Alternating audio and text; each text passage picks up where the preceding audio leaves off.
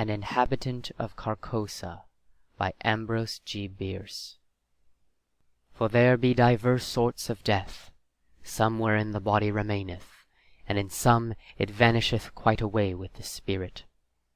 This commonly occurreth only in solitude, such is God's will, and, none seeing the end, we say the man is lost, or gone on a long journey, which indeed he hath, but sometimes it hath happened in sight of many, as abundant testimony showeth. In one kind of death the spirit also dieth, and this it hath been known to do while yet the body was in vigour for many years. Sometimes, as is veritably attested, it dieth with the body, but after a season is raised up again in that place where the body did decay. Pondering these words of Holly, whom God rest, and questioning their full meaning, as one who, having an intimation, yet doubts if there be not something behind, other than that which he has discerned, I noted not whither I had strayed, until a sudden chill wind striking my face revived in me a sense of my surroundings. I observed with astonishment that everything seemed unfamiliar. On every side of me stretched a bleak and desolate expanse of plain, covered with a tall overgrowth of sere grass, which rustled and whistled in the autumn wind, with heaven knows what mysterious and disquieting suggestion. Protruded at long intervals above it stood strangely shaped and sombre-coloured rocks, which seemed to have an understanding with one another, and to exchange looks of uncomfortable significance, as if they had reared their heads to watch the issue of some foreseen event. A few blasted trees here and there appeared as leaders in this malevolent conspiracy of silent expectation. The day, I thought, must be far advanced, though the sun was invisible, and although sensible that the air was raw and chill, my consciousness of that fact was rather mental than physical. I had no feeling of discomfort. Over all the dismal landscape a canopy of low, lead-coloured clouds hung like a visible curse. In all this there were a menace and a portent, a hint of evil, an intimation of doom. Bird, beast, or insect there was none. The wind sighed in the bare branches of the dead trees, and the grey grass bent to whisper its dread secret to the earth. But no other sound nor motion broke the awful repose of that dismal place. I observed in the herbage a number of weather-worn stones, evidently shaped with tools. They were broken, covered with moss, and half sunken in the earth. Some lay prostrate, some leaned at various angles, none was vertical. They were obviously headstones of graves, though the graves themselves no longer existed as either mounds or depressions. The years had levelled all. Scattered here and there, more massive blocks showed where some pompous or ambitious monument had once flung its feeble defiance at oblivion.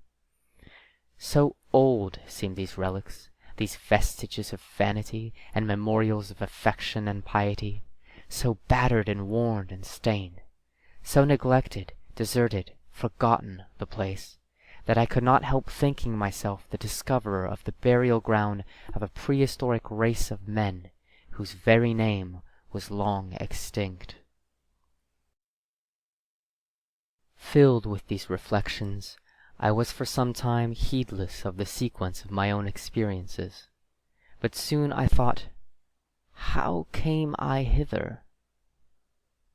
A moment's reflection seemed to make this all clear, and explain at the same time, though in a disquieting way, the singular character with which my fancy had invested all that I saw or heard. I was ill.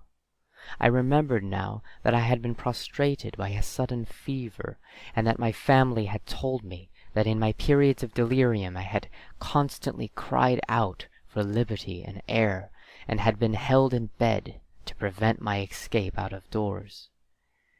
Now I had eluded the vigilance of my attendants, and had wandered hither to where? I could not conjecture. Clearly I was at a considerable distance from the city where I dwelt, the ancient and famous city of Carcosa. No signs of human life were anywhere visible or audible.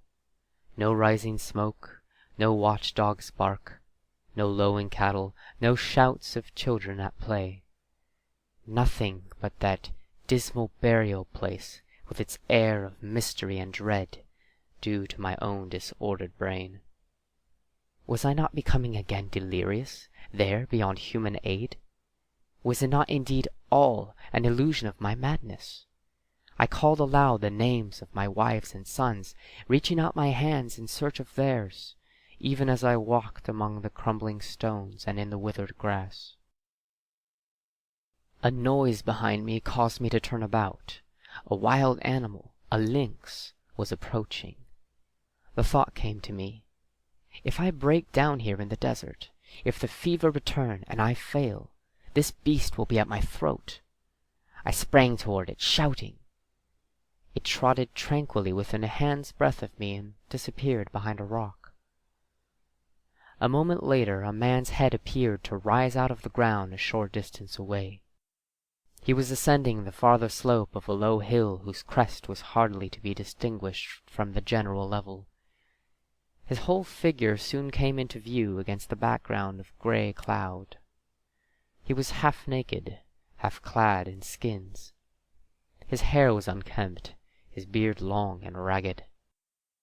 In one hand he carried a bow and arrow, in the other a blazing torch with a long trail of black smoke.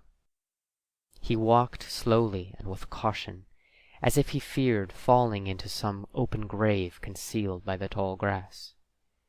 This strange apparition surprised but did not alarm, and taking course to intercept him, I met him almost face to face, accosting him with the familiar salutation, "God keep you."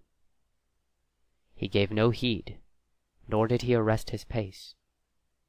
"Good stranger," I continued, "I am ill and lost. Direct me, I beseech you, to Carcosa." The man broke into a barbarous chant in an unknown tongue, passing on and away. An owl on the branch of a decayed tree hooted dismally and was answered by another in the distance. Looking upward, I saw through a sudden rift in the clouds Aldebaran and the Hyades. In all this there was the hint of night. The lynx, the man with the torch, the owl.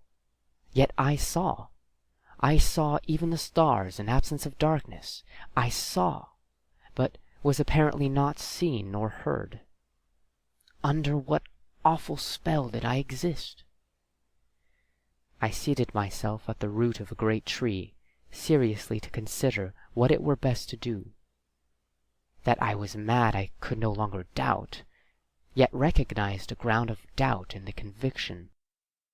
Of fever I had no trace. I had withal a sense of exhilaration and vigor altogether unknown to me, a feeling of mental and physical exaltation. My senses seemed all alert. I could feel the air as a ponderous substance. I could hear the silence. A great root of the giant tree against whose trunk I leaned as I sat, held enclosed in its grasp a slab of stone, a part of which protruded into a recess formed by another root.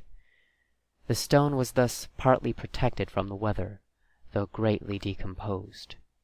Its edges were worn round, its corners eaten away, its surface deeply furrowed and scaled.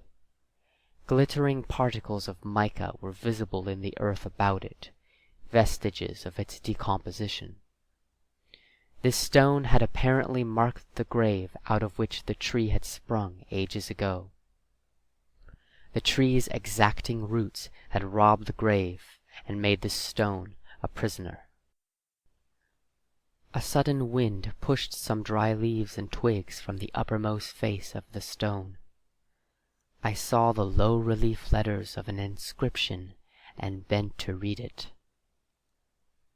God in heaven, my name in full, the date of my birth, the date of my death. A level shaft of light illuminated the whole side of the tree as I sprang to my feet in terror. The sun was rising in the rosy east. I stood between the tree and his broad red disk.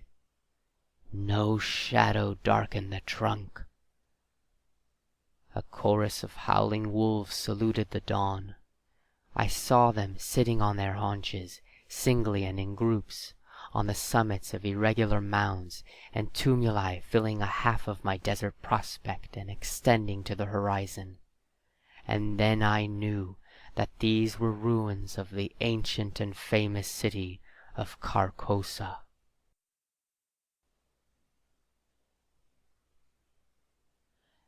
End of An Inhabitant of Carcosa